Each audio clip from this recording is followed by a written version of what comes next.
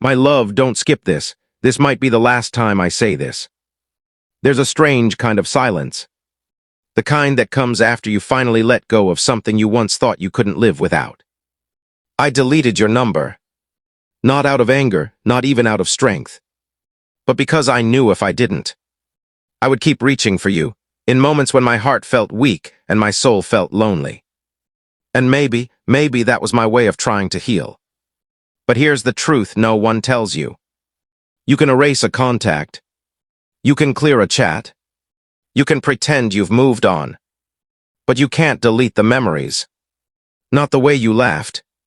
Not the way you said my name like it actually meant something. Not the quiet moments that felt louder than the world itself. So tonight, this isn't about losing you. It's about learning how to live. With everything you left behind, inside me, I deleted your number. And for a moment, it felt like I had done something powerful, something final, something that meant I was finally choosing myself over the ache of missing you. My fingers didn't tremble when I did it. There was no dramatic pause, no tears falling onto the screen. Just a quiet decision, made in a moment where I was tired of hoping you'd come back the way you used to be. Because loving you, it wasn't always painful. It was soft once, it was warm. It felt like home in a world that never really slowed down for me. And maybe that's why it was so hard to let go. Not because you were perfect, but because what we had felt real enough to believe in forever. I deleted your number, but I didn't delete the way my heart still reacts when something reminds me of you. A song, a place, a random moment in the middle of the day when everything gets quiet, and somehow you're there again. Not in front of me, not calling my name, but existing in the spaces between my thoughts like you never really left. And that's the thing no one prepares you for. Moving on isn't a clean break. It's not a straight line. It's messy. It's unpredictable. It's waking up one day feeling okay, and the next feeling like you've been pulled back into something you thought you had already survived. I deleted your number because I knew. If I didn't, I would keep looking at it. Not to call you, not even to text you, but just to feel like you were still one decision away. One moment of weakness away. And I couldn't live like that anymore. I couldn't keep giving my heart permission to hope for something that had already slipped through my hands. But even now, there are nights when I still remember the way you used to talk to me. Like I mattered. Like I was someone worth staying for. And I replay those moments. Not because I want to go back, but because a part of me is still trying to understand when it all changed. When did we stop being something safe and start becoming something that hurt? Was it something I said? Something I didn't say? Or was it always meant to end this way, no matter how much I tried to hold it together? I don't have the answers, and maybe I never will, but what I do know is this. Loving you changed me. Not in a dramatic, world-shattering way, but in the quiet ways that stay with a person long after someone is gone. You taught me how deeply I could feel, how much I could give, how far I was willing to go for someone I believed in. And maybe that's not something I should regret. Even if it didn't last, even if it didn't end the way I hoped. It was real to me. And that matters more than people like to admit. I deleted your number. But I still remember it. Isn't that strange? Out of all the things my mind forgets, it still holds on to those numbers, like they're carved into something deeper than memory. Like some part of me refuses to let go completely. And I don't know if that's weakness, or just proof that love, even when it's over, doesn't disappear on command. It fades slowly, piece by piece, until one day, you notice it doesn't hurt the same way anymore. But right now, it still does. Not in the way it used to. Not sharp, not overwhelming. But in a quiet, lingering way. Like a bruise you forgot about until something presses against it again. I don't hate you, and maybe that's the hardest part. Because it would have been easier to turn all of this into anger. to convince myself that you didn't matter. But you did. You mattered in ways I can't undo. In ways that still show up when I least expect it. And I think that's what makes this kind of goodbye so complicated.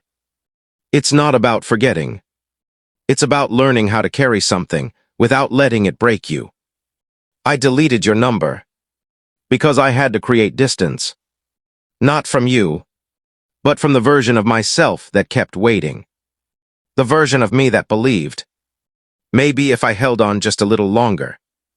Maybe if I stayed patient. Maybe if I didn't give up. You would come back. But love, real love, isn't supposed to feel like waiting for someone to choose you.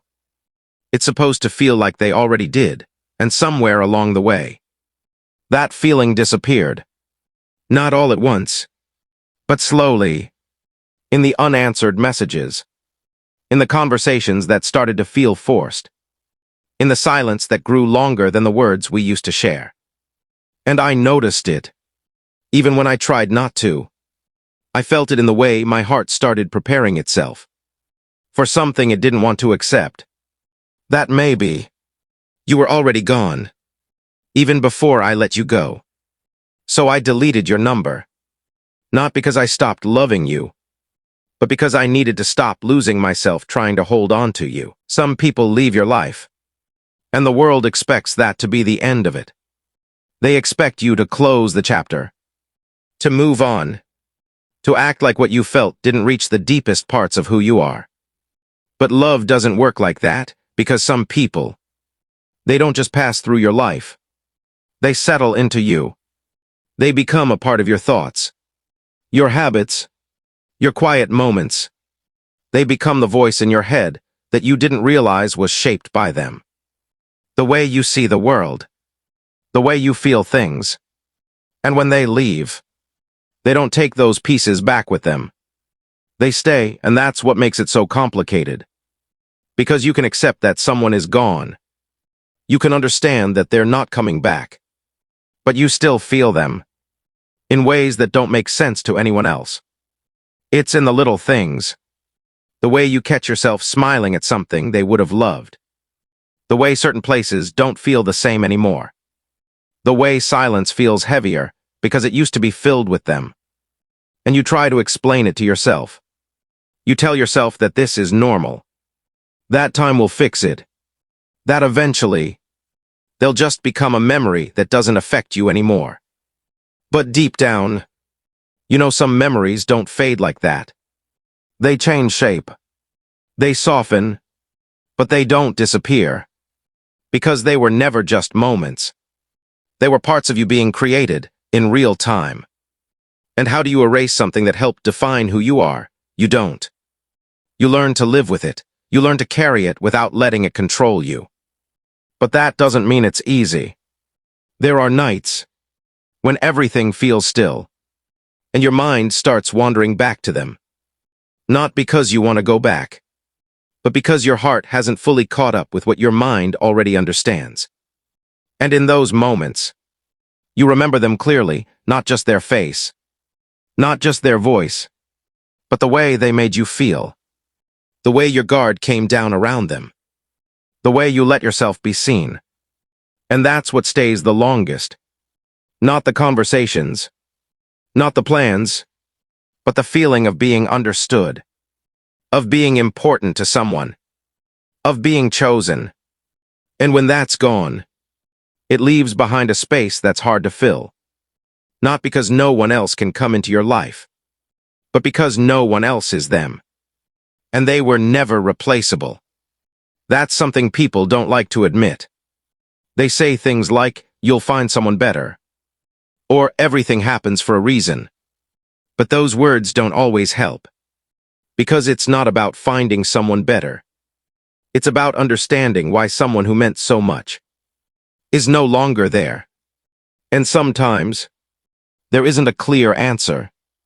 Sometimes people leave, not because the love wasn't real, but because something inside them changed, or something inside the situation shifted, in a way that couldn't be undone.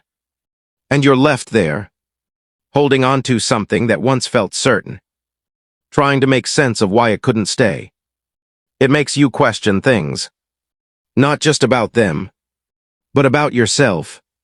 You wonder if you could have done something differently, if you missed a sign, if you weren't enough in some way you didn't realize at the time.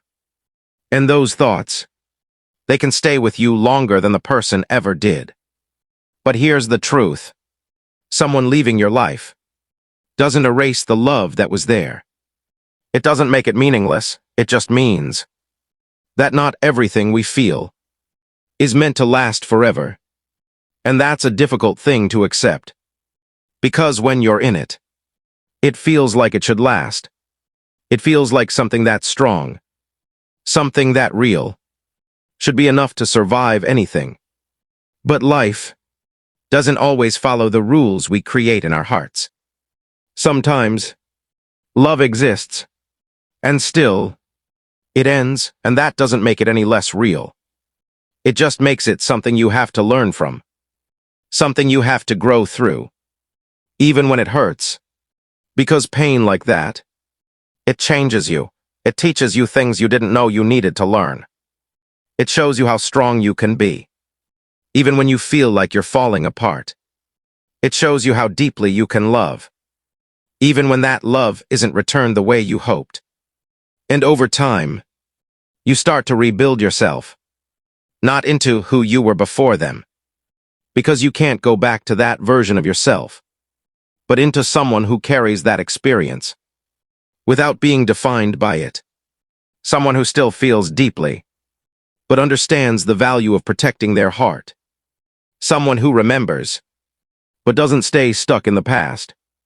And one day, you realize something quietly. They're still a part of you, but they're not everything anymore. Their memory doesn't control your emotions the way it used to. Their absence doesn't feel like an open wound. It feels like something that happened, something that mattered, something that shaped you, but not something that holds you back.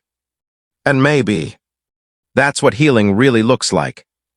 Not forgetting, not pretending it didn't happen, but finding a way to live fully, even with the pieces that never completely go away. Because some people, they leave your life, but they never leave your soul. I tried to forget you, not in a dramatic way, not all at once, but in small, quiet attempts that no one else could see. I told myself your name less often, avoided the places that reminded me of you, skipped the songs that carried pieces of us in their lyrics. I did everything I was supposed to do. Everything people say helps you move on. And on the outside, it probably looked like I was doing just fine. But forgetting someone you loved isn't something you can force. Because the mind, it listens to logic, it understands distance. It accepts reality. It knows when something is over. But the heart doesn't follow those rules. It holds on to feelings, even when they no longer have a place to go. And that's where the conflict begins. Because there's a part of me that knows you're not coming back the way I once hoped you would. That version of us, the one that felt easy, the one that felt certain, it's gone. And I've accepted that, at least in my thoughts. But then there are moments, unexpected, uninvited, where my heart reacts before my mind can catch up. A familiar voice in a crowd, a message notification that isn't yours, a memory that surfaces out of nowhere. And suddenly, it all feels close again. Not real, but not completely gone either. And in those moments, I realize something I've been trying to avoid. Forgetting you was never really the goal, because you weren't just a person I met. You were an experience I lived. You were time, energy, emotion. You were a chapter that shaped the way I see love. And how do you erase something that became a part of your story? You can't, you can only learn how to remember it differently. At first, every memory feels heavy. It comes with questions, with regret, with a quiet kind of pain that sits in your chest and doesn't leave easily. You replay things. The last conversation. The moments you wish you handled differently. The times you thought everything was okay. And you wonder, if you could go back, would it change anything? Would you say more? Or less? Would you hold on tighter? Or let go sooner? But those questions, they don't have answers. They just keep you standing in a place that no longer exists. And slowly, you begin to understand that holding on to those what-ifs is just another way of not letting yourself heal. So you start shifting your focus, not to forgetting, but to accepting. Accepting that it happened, accepting that it mattered, accepting that it ended. In that last part, it's always the hardest because endings, they don't always come with closure. Sometimes there's no clear explanation. No final conversation that makes everything make sense. Just silence, distance, and the realization that something you once held close is now out of your reach. And still, your heart remembers. It remembers the way you felt when everything was good. The way time seemed slower when you were together. The way even the simplest moments carried meaning. And for a while, those memories feel like something you need to escape from. Because they remind you of what you lost, but over time, they begin to change. They don't hurt the same way. They don't pull you back into the past as strongly. They become quieter, softer, like echoes instead of noise. And you realize, your heart isn't trying to hurt you. It's just holding on to something that once made you feel alive. Something that showed you a version of yourself that you didn't know existed before. And maybe that's not something you need to erase.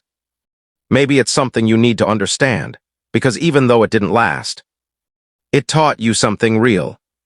About love, about vulnerability, about what it means to truly care for someone.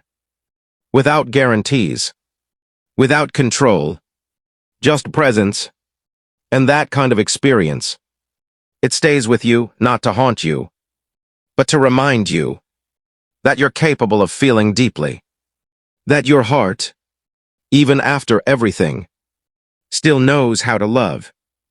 And that's not weakness, that's something rare, so no. I didn't forget you.